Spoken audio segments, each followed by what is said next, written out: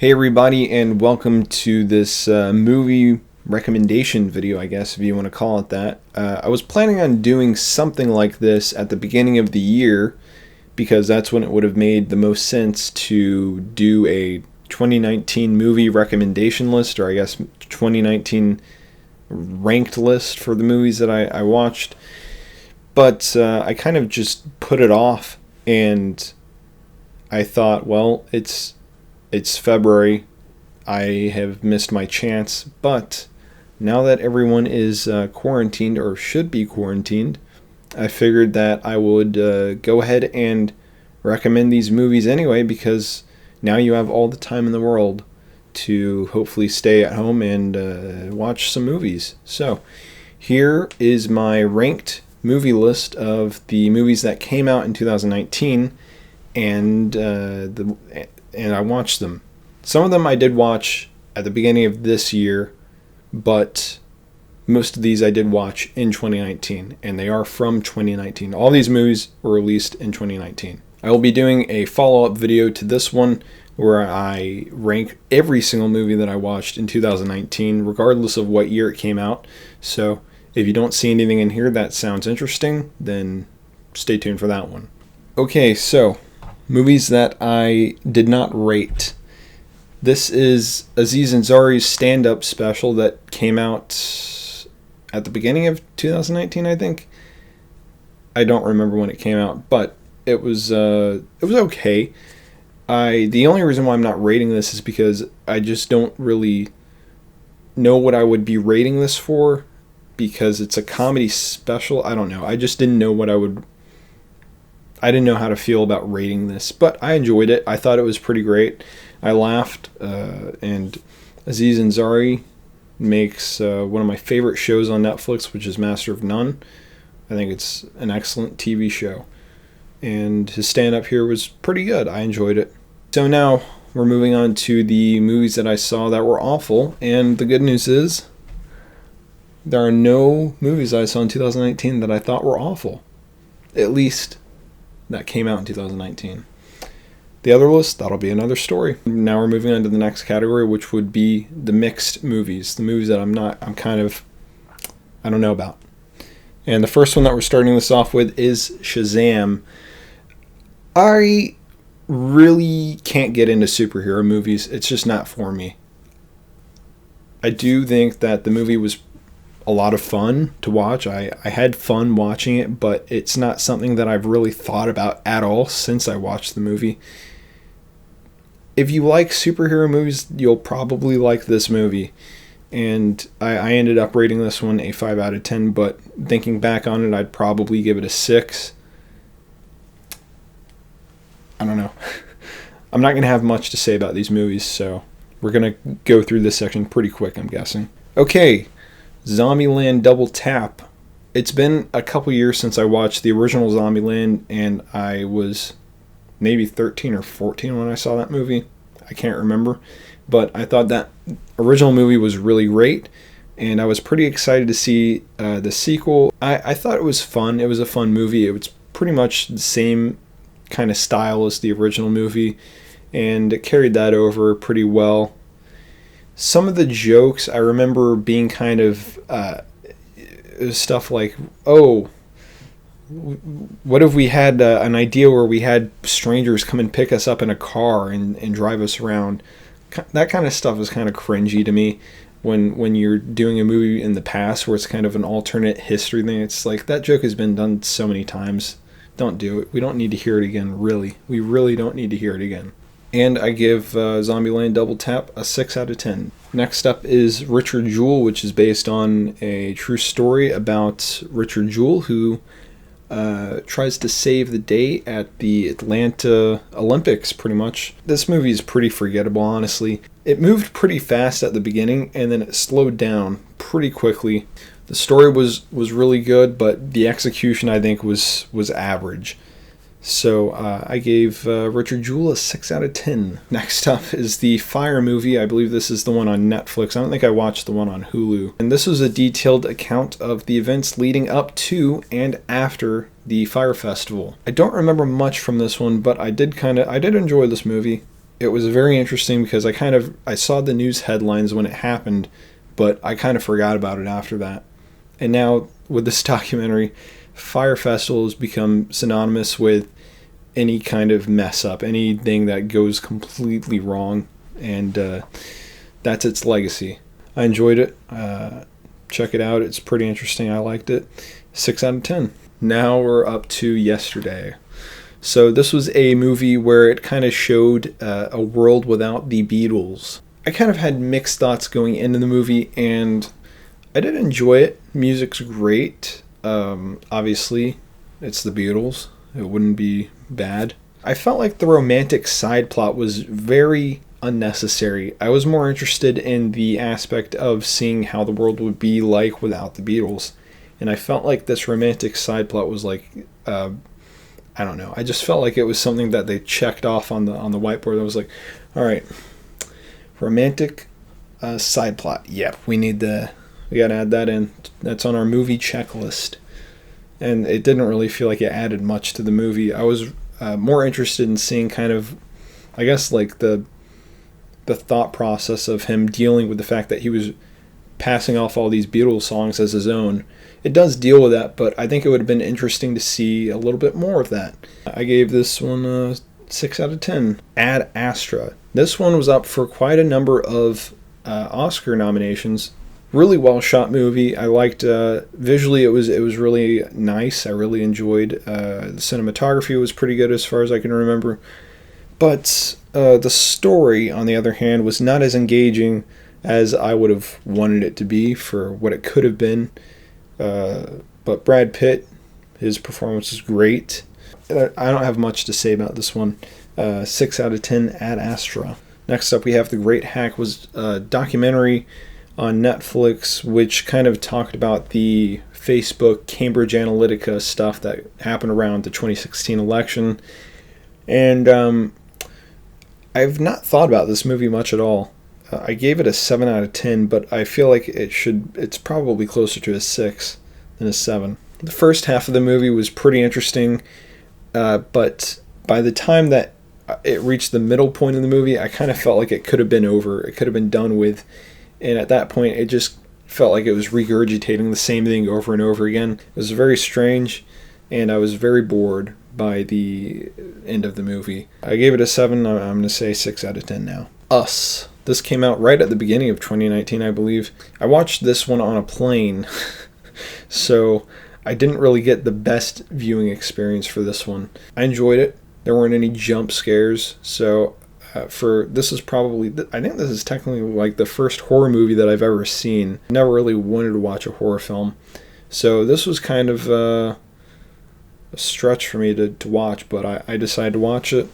Because I was kind of interested in seeing Tim Heidecker in this one. I love Tim. He's probably like my favorite comedian. Some of the symbolism and metaphors, I don't know if there's actually any meaning behind it, because I tried to make sense of it. And I meant to go and check on what other people were thinking about what it all meant. But I had an idea of what it did mean. I'm not going to say what it is just because I don't want to spoil it. I was completely wrong by the end of it, or at least I'm pretty sure I was wrong, because what happened at the end completely destroyed the metaphor that I was creating in my head for it. So, yeah, I'm not quite sure what it means. But this would be a movie that I would rewatch again at some point. 7 out of 10, Us. And now we're moving on to the movies that I thought were great. These were great movies.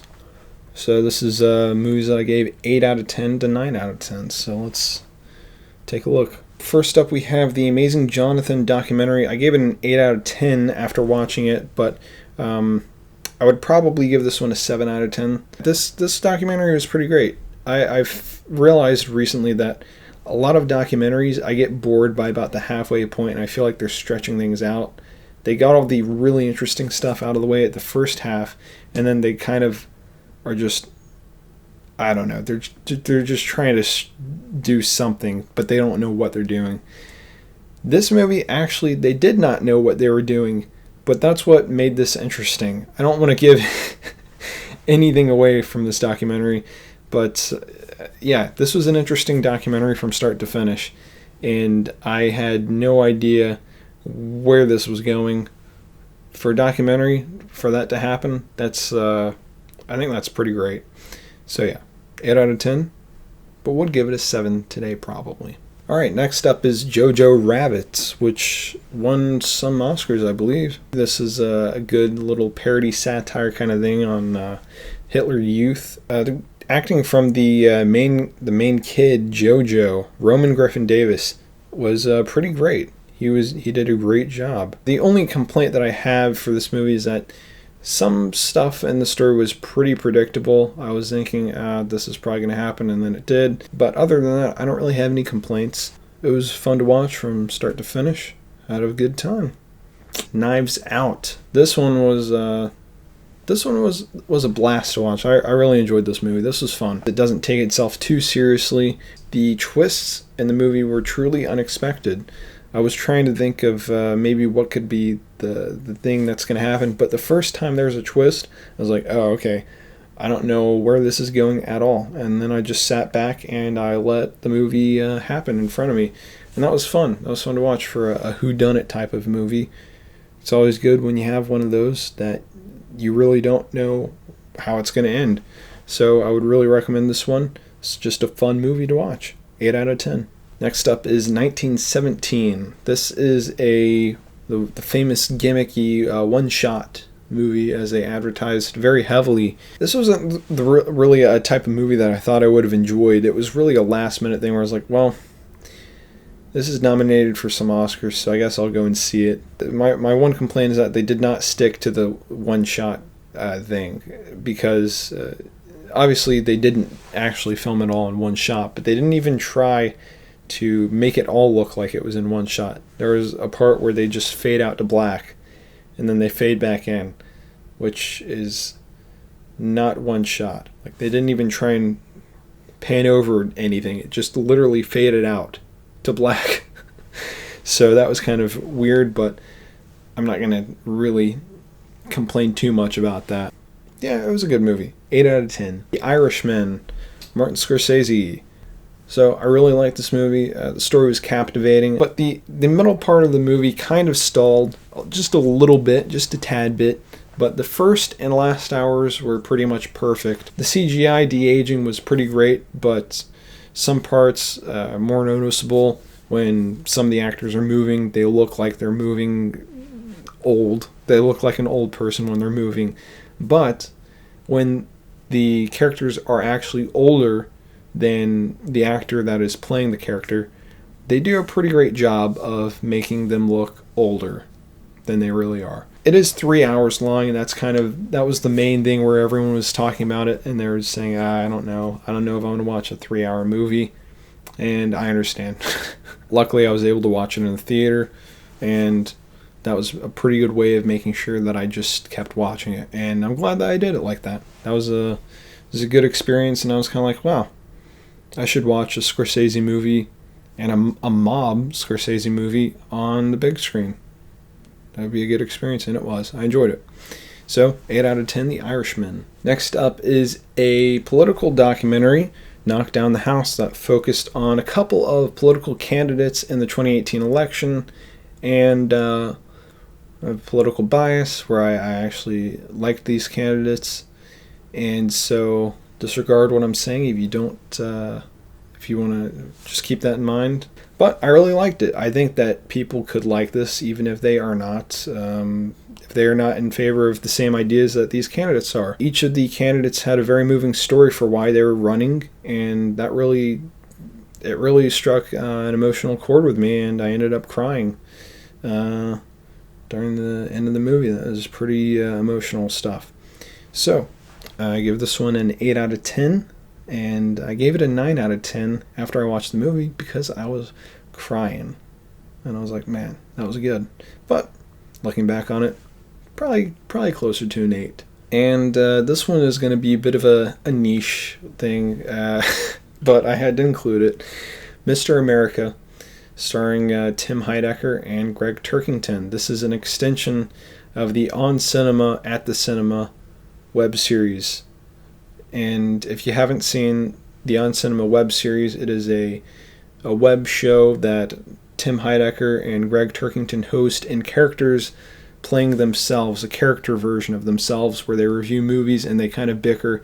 And it's really just a long look at these two fighting, and Tim pretty much ruining his health and his life and kind of going insane. And you can watch Mr. America without knowing anything about On Cinema at the cinema. And many people online said that they watched the movie with their girlfriend or their mom or dad or their brother that had no idea what On Cinema was. They include stuff in the movie if you don't know. So I still think it's a great watch if you want a good comedy. If you're fans of like Nathan For You or the Eric Andre Show, if you like both of those shows, I think you'll find something to enjoy in this movie. So 9 out of 10. Next up, we have The Lighthouse. Now, this is going to be a bit of a controversial opinion in the film reviewing community. I know on YouTube, pretty much every single film reviewer that I know of gave this movie a 10 out of 10. And I was pretty excited to watch this one, but I didn't really get it. I think I was trying to look too much for meaning. I wasn't. I don't know. I was just not watching this the right way, maybe. I'll have to watch this one again. But the cinematography was beautiful. Willem Dafoe's performance was amazing. And Robert Pattinson's performance was also amazing. The only problem that I had was I just couldn't follow along as much as I wished I had followed along, which might have been the only reason why I'm giving this a 9 out of 10 and not a 10 out of 10. I'm going to watch this again soon, hopefully, and I'll revisit my score, see if I enjoy it more. Alright, moving on to the final category, perfect movies. These are movies that I gave 10 out of 10s, and I thought these movies, wow, are masterpiece movies. Here we go. First up, Marriage Story. This is a movie that the only thing I could think of at the end of the movie was soul-crushing. This is a soul-crushing movie. This will completely just make you cry. It made me cry. It's about this couple trying to have a nice little friendly, they're trying to keep it on friendly terms as they leave the marriage. They're trying to make sure that their kid is going to be okay, but it just gets nasty with the addition of lawyers. You watch this couple kind of try and keep their friendship intact while realizing that the marriage just didn't work, but things don't go as well, and it's a pain. Yeah, it's a soul-crushing movie. Adam Driver and Scarlett Johansson both gave really amazing performances, and I would recommend this if you want to cry. This was my favorite movie of 2019 for a good part of the year. So that's going to say something for the movies that followed this. This was the first Quentin Tarantino movie that I ever saw. I enjoyed this one. Some people were saying that this isn't Quentin Tarantino's best work. It's not up to standards of some of his previous ones. But now that I've seen a couple of his other films, I think this movie is just as good as those, if not better. I could have watched another hour of the story of these characters after the movie ended. I loved it. It's a longer movie. It's close to 3 hours. Like I said, I would have watched another hour of this movie just because of how entertaining these characters were. I loved it. It was so amazing to watch the story of these characters just living their lives. Leonardo DiCaprio's character, I forgot his name. Leonardo DiCaprio's character is an actor who's struggling to make it big in the movies after he's coming off of a successful TV show. And it just kind of follows him trying to make it big and trying to keep his name relevant. He's losing his status as this big actor, and it shows him kind of coping with it and coping with the fact that his career might be over. And it is a 3-act story, but it doesn't really have a narrative besides the fact that you're just kind of watching this guy's life unfold. But the movie does build up to one thing at the end. I'm not going to say what it is in case you don't know. but it is a very good ending, and just watching everything unfold from start to that ending makes it all worth it. It makes the ending all the greater. So yeah, 10 out of 10. Once Upon a Time in Hollywood. This movie and the movie that I'm going to go to next are both tied for my favorite movies of 2019. It was very hard for me to pick which one I liked the most out of this one and the next one and Once Upon a Time in Hollywood. As I said, all these movies I think are perfect, but Uncut Gems was really amazing. I don't know how to explain it, but I just really loved Uncut Gems. I couldn't stop thinking about this movie after I left the theater. Adam Sandler's acting was just amazing. He is a good actor. And this was the second Safdie Brothers movie that I've watched, and I watched Good Time maybe a week or two before I watched Uncut Gems, so that was kind of a good preparation for this movie, because I was had already been exposed to their directing style and their cinematography. And Uncut Gems, I love their story about how they worked on this movie basically over the course of a decade or so, more than a decade maybe, trying to get Adam Sandler to be in this movie, and how they had to keep rewriting it to update it with the NBA actors that they were trying to get in. Not NBA actors, but the NBA players that they were trying to get in to act in the movie. They had to keep tweaking things and changing stuff. And it was really just amazing that they were so committed to making this movie. And they kind of say in interviews that every movie that they were making before this was leading up to making Uncut Gems. So they kind of just fleshed out their directing. They created their own unique cinematography style. And I think that they really hit it at perfection in this one. I'll probably watch this movie a million times. I'll never get tired of it. And I watched this movie for the second time already, a month after I watched it the first time in January. And I'll probably watch it again sometime soon. And the last thing that I do want to say is that this was Julia Fox's first movie that she acted in, and she was pretty amazing for her first film. So yeah, 10 out of 10, Uncut Gems. And finally, Parasite is the final movie that I will be ranking on this list, and I placed it at the top of the list because after my second watch, I felt confident in calling it a masterpiece.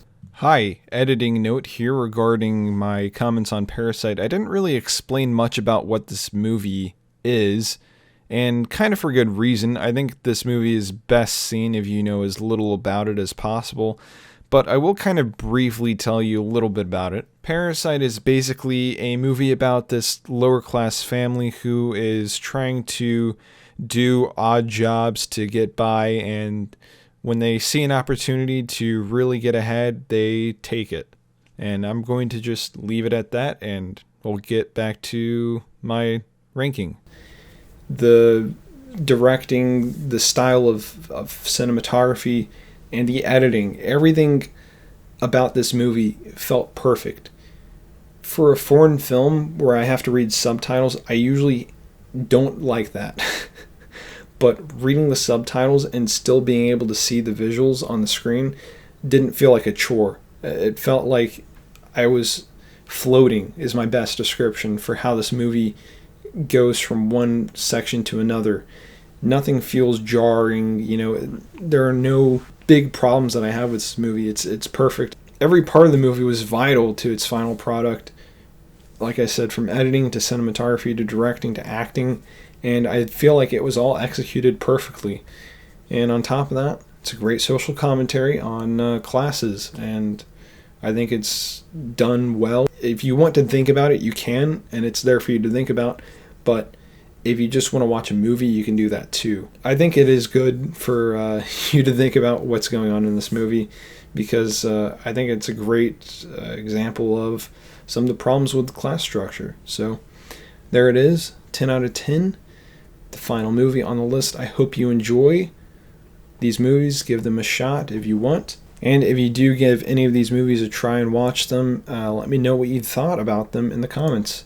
I would love to hear what you think. Thanks for watching. As I said, there will be a second follow-up to this one where I rank every single movie that I watched in 2019. That will probably be a much longer video than this one because I watched a lot of movies in 2019, that didn't come out in 2019. So stay tuned for that. That'll be soon, hopefully. All right, thanks for watching. Bye.